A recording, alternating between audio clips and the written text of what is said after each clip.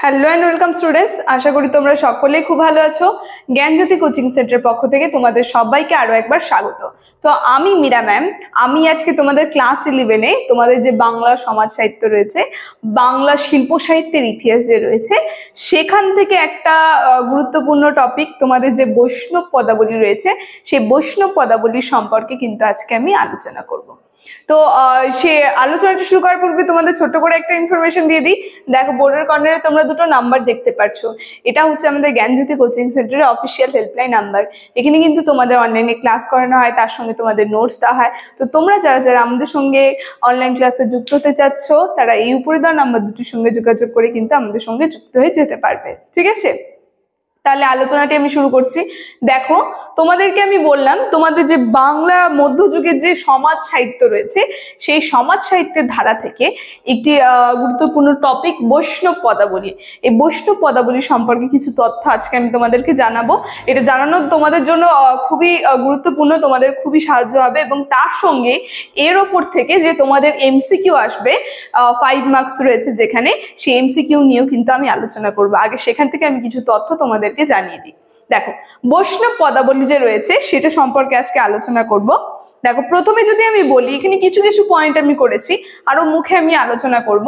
দেখো, প্রথম পয়েন্টে আমি লিখেছি, এই যে বৈষ্ণব পদাবলী যে রয়েছে, মধ্যযুগের কাব্যধারায় এক বিশিষ্ট উদাহরণ ছিল এই বৈষ্ণব পদাবলী।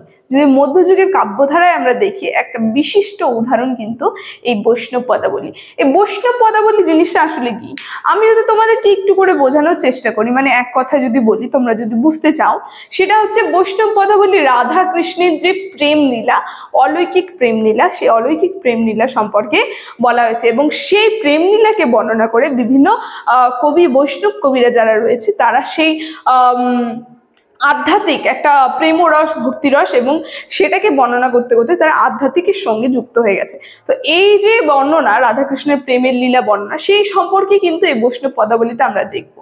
ঠিক আছে, সেই কাহিনী কিন্তু এর মধ্যে রয়েছে। দেখো, পরের পয়েন্টে আমি লিখেছি যে বিষ্ণুর উপাসক, অনেকেই বলে বৈষ্ণব। বৈষ্ণব অর্থাৎ যারা বিষ্ণুর উপাসক। ঠিক আছে, তো তারা হচ্ছে বৈষ্ণব, কিন্তু আমরা এই বৈষ্ণব পদাবলীতে কিন্তু সেটা পাবো না। এখানে বিষ্ণুর কথা কিন্তু উল্লেখ থাকবে না। মানে বিষ্ণুর যে পৌরাণিক কাহিনী, সে পৌরাণিক কাহিনীগুলো, সেগুলো কিন্তু আমরা লক্ষ্য করতে পারবো না। এর মধ্যে আমরা যেটা দেখবো, দেখো এর মধ্যে রয়েছে, আমি লিখেছি যে রাধা কৃষ্ণের বর্ণনায় বৈষ্ণব পদাবলীর মূল লক্ষ্য। এর মধ্যে আমরা বিষ্ণুর কোনো কাহিনী কিন্তু এর মধ্যে দেখবো না।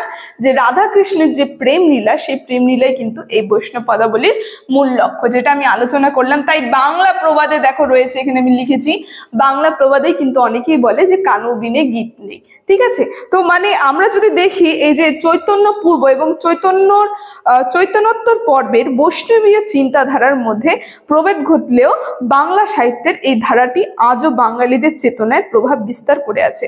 আজও যে বাঙালিদের চেতনা, সেখানে কিন্তু বিশেষ প্রভাব বিস্তার করে আছে এই বৈষ্ণব পদাবলীগুলি। ঠিক আছে, তো তারপরে আমি লিখেছি যে লৈকিক রাধা, এই যে বৈষ্ণব পদাবলীর যে বিষয়গুলো আমাদেরকে জানতে হবে, যে লৈকিক রাধাকে কেন্দ্র করে, বৈষ্ণব কেন্দ্র করে প্রেম কাহিনীর সূচনা। এই যে লৈকিক রাধা, আমরা রাধা কৃষ্ণের প্রেম লীলা দেখব, সেখানে লৈকিক রাধাকে কেন্দ্র করে প্রথমে প্রেম লীলার সূচনা হয়। তারপরে আমরা দেখব যে বৈষ্ণব কবিদের যে কাব্যরস স্পর্শে প্রকৃত প্রেম কথা আধ্যাত্মিক স্তরে কিন্তু উন্নত হয়ে যায়।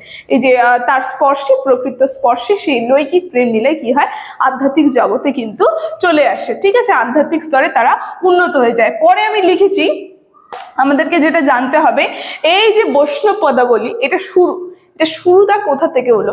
এই যে আমরা যদি দেখি, দ্বাদশ শতকে কবি জয়দেব যে রয়েছে, তার গীত গোবিন্দ কাব্য যে রয়েছে, সেই গীত গোবিন্দ কাব্য থেকে কিন্তু এই বৈষ্ণব পদাবলীর ধারার সূত্রপাত তিনি করেছিলেন।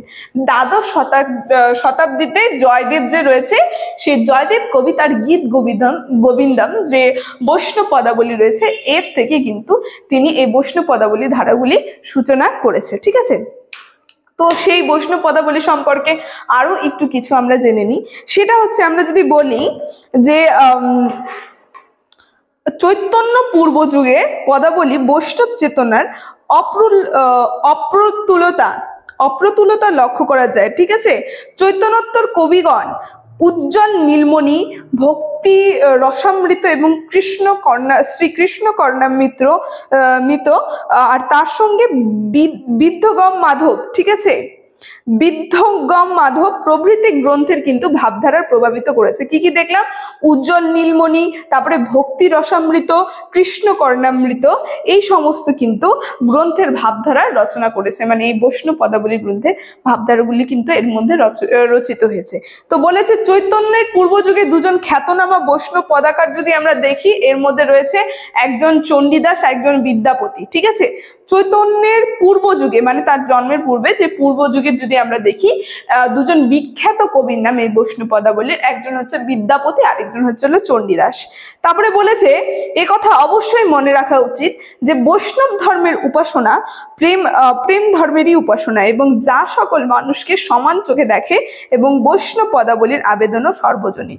বলছে এই বৈষ্ণব ধর্মের উপাসনা অর্থাৎ এই যে বৈষ্ণব পদাবলী আমরা যে দেখবো, বৈষ্ণব ধর্ম এর উপাসনা অর্থাৎ প্রেম ধর্ম যে রয়েছে, সেই প্রেম ধর্মের উপাসনা, অর্থাৎ প্রত্যেকটা জীবই একই, সকলকে কি করবে?